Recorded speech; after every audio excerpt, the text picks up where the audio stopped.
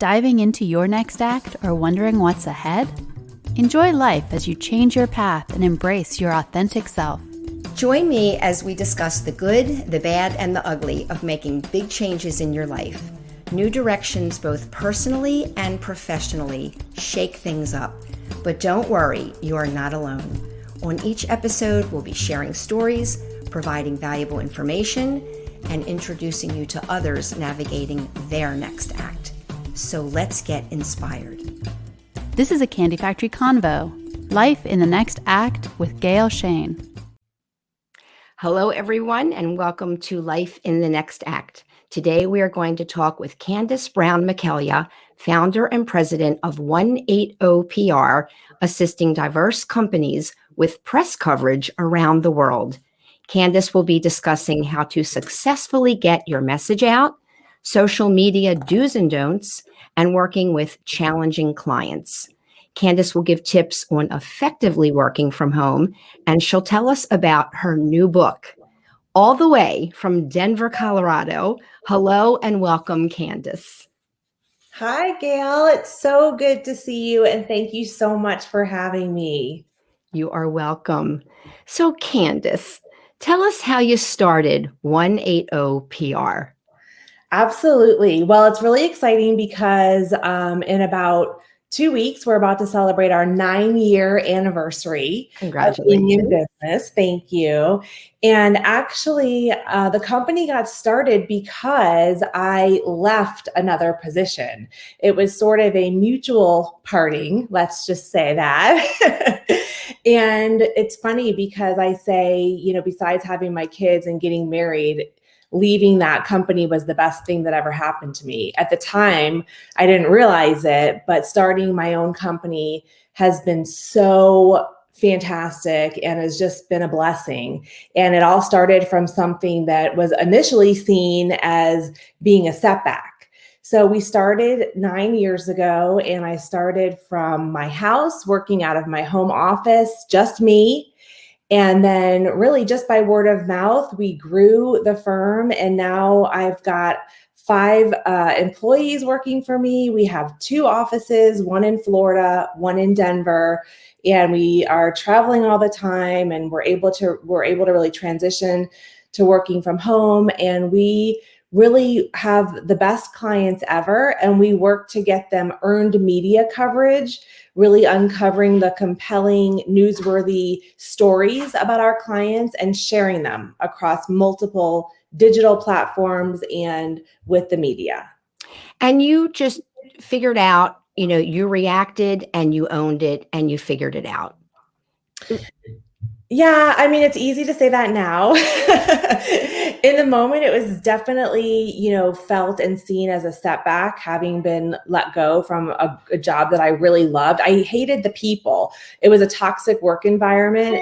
And so in hindsight, I really have come to see it as a blessing.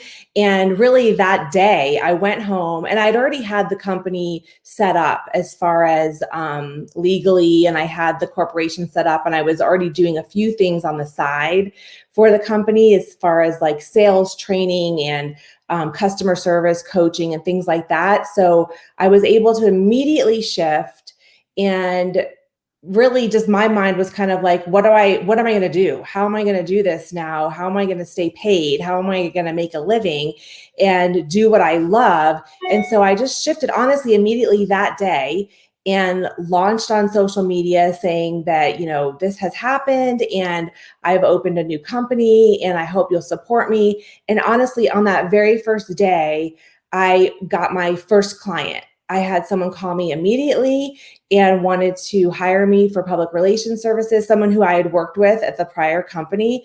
And so that really kick-started the firm. And then right after that, it was kind of like one after another. And we grew steadily over the next 2 years to where I had to open an office and had to start really hiring people. So it was fantastic. And I think it's a testament to, when you have a setback in life, and I know it's easier to say this after the fact, but when you have a setback in life, if you just take a minute to absorb it and to let yourself feel the bad things about it, but you have to just move forward and just know that it's temporary and just keep moving forward and just keep looking towards that next thing. And if you have that positive mindset, I'm a strong believer that the universe kind of rewards you and will help you move things into the next chapter.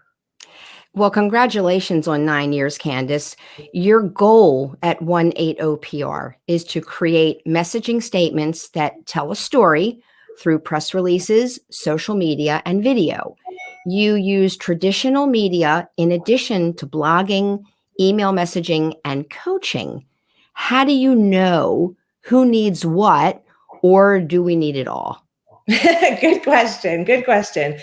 I really think nowadays in this atmosphere that we're in with the media, where there is so much mistrust of the media, that every company needs to tell their own story. Every single company needs to be out there having kind of their own media resources for the public and for their audience to come to. So every company needs a strong, compelling website. Every company needs blogs about who they are. Every company needs video. Video is so strong nowadays to tell your message. And so our challenge is, when we're working with clients, is to really understand what is their story, what is unique and different about each client, and what's interesting. Everybody can write up a press release and send it out and shotgun the media, but if the message that you're trying to convey isn't newsworthy and isn't compelling and isn't sent during the right time, then no one's going to pick it up. And we work with a lot of clients that are like, we've worked with another PR agency or we've tried to do it in-house and none of our stuff gets picked up by the media. No one's printing our stuff. And that's really because there's a combination of either your news is awful, you're not telling a newsworthy, compelling story, it's not written well, and we write an AP news style, which is the preferred method for journalists, or you sent it out in an awful time where there was other breaking news happening, or maybe it was a holiday weekend. There's a combination of factors there.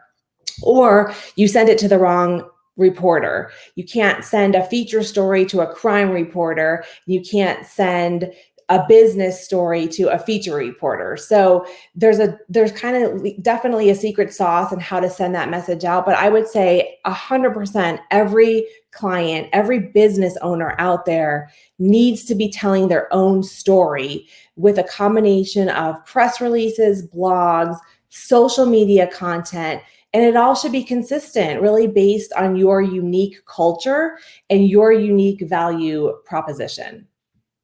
Great advice. You have some great blogs on your website. One that I like, how to grow your business with passionate employees. Let's talk about your passionate employees and who does what to help your clients tell their story. Absolutely. I am so blessed and lucky to work with the most amazing team of fantastic women. I can't honestly, there's so many days where I'm like, I don't know what I did, but I was able to find the best team and they are fantastic. They make me look good. They pretty much do everything. I oversee stuff, but my team does everything. Delegate. Yeah. The first person that I hired was, and she's the director of public relations for us. Her name's Alicia. And I was actually introduced to her through a very good friend of mine, a fantastic reporter in the Sarasota market, Mark Gordon. He's with the Business Observer. I think you probably know Mark. Yes. And when I needed to expand the business, he said, you've got to talk to Alicia. And I'd never met her before, which is kind of strange because we were both in the same public relations circles. So I met Alicia and she was perfectly right in between jobs. She had left her other job working in public relations for the Women's Resource Center in Sarasota. And she was transitioning to work for, I think, an insurance company and to be their in-house PR person. So when we met, it was the perfect timing. I loved her immediately. She had just a fantastic personality, I can't say enough wonderful things about her. And so I hired her, and that was probably about 6 years ago now. And she is the director of public relations. So she does so much. And she's actually out on maternity leave right now. So a lot of what she does is coming back to us, which is fine. She has a beautiful new baby girl, but she's fantastic. She does a ton of the writing. She has a degree in public relations from the University of Florida. Go Gators. I'm a Gator as well. And she's just an excellent writer. She does a lot of account management. She reviews all of the written materials that we send out. And she is a perfectionist in AP news style writing, which is the preferred writing style of journalists. So that's why a lot of the stuff that we write, when we send it out to the media, so many times they print what we send them verbatim. And that is just amazing because we get the client's message out exactly how they want it to get out. And that's a combination of, I think, strong writing, newsworthy press releases, but also the media is having a tremendous turnover right now. And they're trying to do so much more with so much less staff. So when they get a press release that's written in that format, they trust that they're able to just print it exactly as it is and put it into the paper. So she's fantastic. Then I have another amazing woman. Her name is Kate, and she manages all of our social media for our clients. So she is young and talented and fantastic. And she came on board, I want to say about 3 years ago, when we really started increasing our social media for clients. And she knows it all. It changes so rapidly. Everything, Facebook, Instagram, TikTok, YouTube, all of the channels, she is able to keep up with it. She's a blogger on her own. She's a lifestyle ambassador on her own. She's an influencer. And she helps manage all of our social media pages for all of our clients. That's really our core team, the three of us. And then we have a lot of freelancers that help us with additional writing, that help us with additional social media. And we have, an accounting person who helps us with that stuff, but that's boring. So I won't go into that. It sounds like a very strong team, Candice. Another blog that I like talks about being asked often by clients whether they should hide hateful comments on social media or respond back to messages with long-winded emotional responses. What are your tips for that? So social media is so antisocial, isn't it? Yep. I have a love-hate relationship with social media. And I have 2 teenagers. So, from all angles, I have this love-hate relationship with social media. I think it's really important for business owners to have a social media presence. It's where everyone is nowadays. It's, whether you have a little bit of an older demographic on Facebook to a younger demographic on Instagram and Twitter, you have more of a newsy demographic, but I think it's very, very important for business owners to have a presence on social media. That being said, it's critical to really understand what you want your image to be on social media and how you want to present yourself, because 100% of the time nowadays, before anyone hires anyone to do anything, you look online. No matter what, whether it's, even if you're going to go on a date with someone new, most of the time you're going to Google them, right? I hope you're Googling them. So it's critical to have an online presence that's what you want people to see about you and about your company. We work with a lot of developers. We work with a lot of builders. We work with a lot of commercial real estate firms. But we work with a diverse set of clients as well. But primarily in that space, we have a lot of negative comments sometimes. Sometimes a builder or a developer is going into a neighborhood and you have a small group of a vocal, small minority of people that don't want them to come into the neighborhood, or you have people protesting certain things, and that could be across the board. And so sometimes it's usually a very small group of people that kind of show they're crazy on social media. It's a lot easier to show how you're crazy when you can kind of be anonymous and hide behind that computer screen. So a lot of times clients will have that immediate reaction or response that they want to go on social media and respond right back to a crazy comment or a critical comment. And it's so important to really not do that. And that's why I think it's even more important to have someone managing your social media, because think about how that looks to someone from an outside perspective. You really have to look at every business, and the way they respond online has to be customer service centered and customer service friendly. And so I have a really strong background in customer service coaching and sales training. And so that when we're coaching clients on how to respond, or if we're responding for them, we really fall back on that and try to respond back to people, let them know they were heard, thank them for their feedback, but then really try and take that comment and that discussion offline as soon as possible. So a good example of a way to respond to a bad comment would be, thank you for your feedback. We will take this into consideration. If you'd like to discuss this further, here's an email address or a phone number even that you can call, and we'd be happy to discuss it with you. That phone number or that email address can be the client if they'd like to speak to the customer directly. We don't really recommend that unless we coach them first. Or in a lot of cases, I'll put my phone number on there and say, we'd be happy to speak to you about that, because I don't mind speaking to crazy people. I really don't. You like it. I've got 2 teenagers. Come on.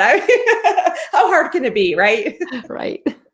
So, but the best thing to do is take it offline as soon as possible. The worst thing you can do is to get into a comment war with someone on Facebook or Instagram. It looks so bad. It looks so cheesy. It hurts your brand. And it's something that we would definitely not recommend doing. Thank you. Good tips. Another hot question, Facebook or Instagram? Now I can add Facebook, Instagram, or Twitter. What works best and why? Sure. And that's a great question. And that really depends on what kind of business you have. So I tell clients all the time, it depends on budget too, if you want someone to manage it. But if you're doing it yourself, I would say don't try to do all of the platforms, and because you're going to wind up doing a terrible job on all of them. Pick 1 or 2 that you're really going to focus on and do a fantastic job there, because it's better to look really good on 1 platform to look mediocre or terrible on 3. And depending on your customer target demographic, that's really going to depend on which format you're going to want to focus on. So I'll give you a couple examples. Facebook is definitely leaning older nowadays. So if your target market is like teenagers or millennials, you probably want to stay away from Facebook and go more towards Instagram. Instagram is very hot for that, 20 to 35-ish range. Personally, I'm above that, and I love Instagram. It's my favorite platform because it's just beautiful pictures, and it's not so much content, and it's really brand driven, just with photos. So if your demographic is more in the 35 to 55 range, then you probably want to lean more towards Facebook, and you probably want to lean more towards that Facebook platform because you can put more content on there. Your captions can be longer. You don't have to have beautiful photography on Facebook to really get seen, but you are definitely going to attract that target market a little bit better. Now, Twitter isn't really so much for branding anymore. Twitter is really for newsy type stuff. So, Twitter's kind of my last recommendation for any of my clients, because it's really more for politicians. If you're a politician or if you're running for office, you definitely want to be on Twitter. It's more for journalists. Journalists are all over Twitter. It's a great way to pitch. If you want to pitch some media people, it's a great way to make lists and pitch people, Twitter, but really not so great for branding. The other one that we didn't touch on, which is really great for business to business, would be LinkedIn. Yes. That's the one that I really like, and it's a great way to get your message across. It's a great way to post your blogs, to post your news coverage. Now, having said that, it's really crucial for business owners to understand the difference in what your content should be on those channels. LinkedIn should only be business related. Do not post stuff about your kids, your pets, feature fluffy stuff on LinkedIn. People don't want to see that. They want to see your industry expertise. They want to see the news coverage that you just got. They do want to see your press releases, possibly your blogs. They don't want to know about the fluffy stuff you did or your vacation necessarily, unless you're writing a blog about your vacation.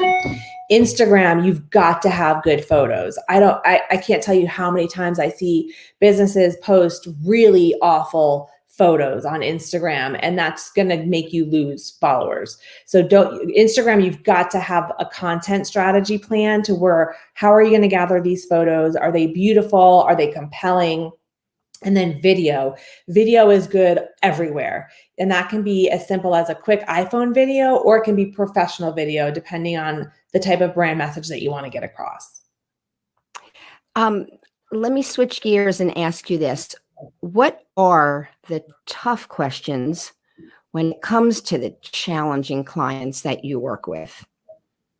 Great question. Challenging clients are a challenge for, I think, every business owner. And we are fortunate that we've gotten to the point in our business where, we don't work with people that don't have a culture in their company that aligns with our culture.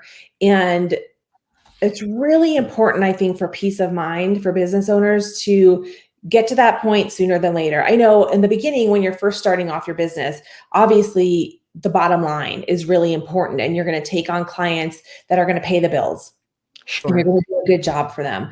But I think you get to a point where with some clients where you really understand that your values don't align, and they don't treat you the way that maybe you should be treated, or they don't respect the work that you're doing. And at that point, I think it's really crucial to kind of know when you can say, let's just part friendly and professionally, but I don't think we're the right fit for your company. And we've done that very few times in the past, but we have done that in the past, because at some points when you are working for a challenging client and your values don't align and your cultures are clashing, that can come back negatively on your company. And that can come back and shine a negative light on your firm because of your association with that client. And that has happened to us before, and we've gotten burned by that before. And so now moving forward, we're really careful about working with people that have a strong culture that matches ours. So the tough questions are that you are figuring out to be able to say no, to figure out, are they a good fit? You haven't had that many. Any one example you could share? Yeah. I don't want to give specific examples because I hate, I don't like to tarnish anyone with this, but we were working with a client in Florida, and we do some crisis communication work as well. And it got to a point where, they weren't listening to what our advice was. And it kind of started to go sideways. And, when a client doesn't respect the expertise that we're offering and they decide to go on their own path, it really, if the public knows that you're aligned with that client or that you're associated with that client, it can really tarnish your brand. And that happened to us in Florida, where in one case, this was many, many years ago, but I felt that we got to the point where it was tarnishing our brand, and it was affecting our other clients because they were questioning us and our association with this client. And so at a certain point, you have to make that decision that you're just going to part ways.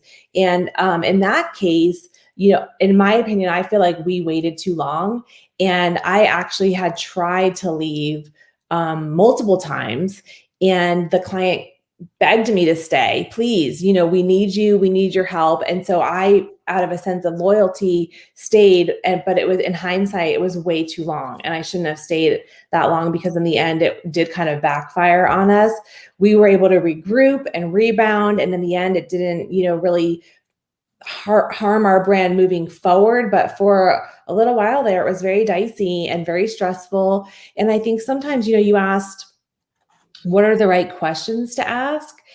And I don't really know that there are questions that you can ask up front that will tell you what kind of client you're getting aligned with, because number one, they're not always honest with you. Number two, you don't always understand until you get into a crisis situation. So I think it's almost a gut thing, to where you might start working with a new client and then little things will start to raise your internal intuition. And I think when that starts happening, it's better to leave earlier than later. And sometimes it's so tough because financially you want that client and you want to increase your bottom line and you want to obviously be successful as a business, but you have to, I think, really listen to your intuition and go with your gut and confer with your team. And if you're all on the same page, then definitely better to just cut ties earlier than later. It's a relationship and it has to work. 100%. It's as simple as that. You've been working virtually. Just about everything is virtual. And as more people are working from home still, can you share any tips on working more effectively at home? Sure. It's hard. It's definitely a challenge. And I know so many people who are working from home, it's going on over a year now, are really challenged by it. For us, a lot of what we do, almost all of what we do, is completely online anyway. It's all from a computer.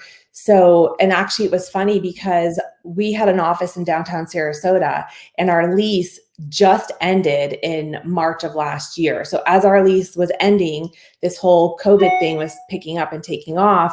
And so I was so fortunate that the lease was ending and I was looking at into another office space. And then at that point, I just decided not to, because everybody was kind of working virtually. And so we all went to working at home.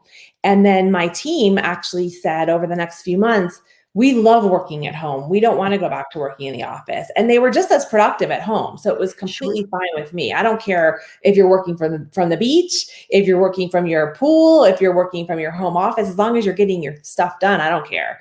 So for us, it was an easier transition. But I think for people, some good tips that we use that I think other people can use is you really have to carve out a place in your home that you can work, that can be your office. If you have an office, fantastic. If you don't, carve out a corner, carve out a little area in your closet, carve out an area in your home that can just be your office and that you can claim.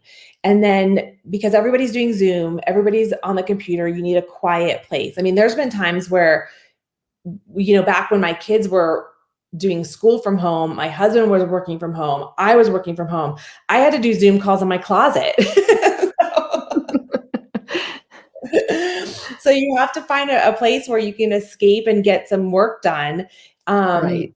The other thing is get a ring light for all the Zoom calls. I think it's really important of how you're looking in those Zoom calls. I've got a Zoom light. I can kind of turn it around and show you. Nice.